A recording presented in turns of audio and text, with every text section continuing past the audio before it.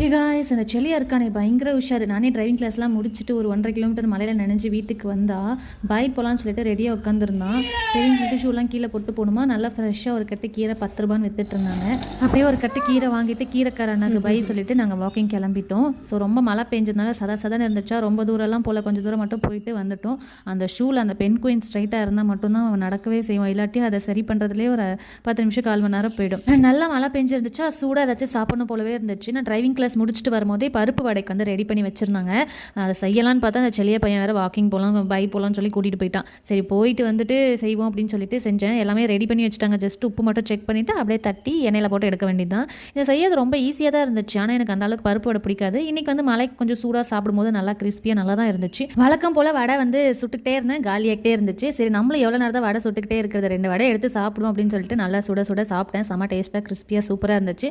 செல்லியை வேறு நான் பார்த்துக்கிட்டே இருந்தான், வேணுமாடான்னு கேட்டேன், வேணான்னு சொல்லிட்டானா, அதனால் நானே சாப்பிட்டாச்சு.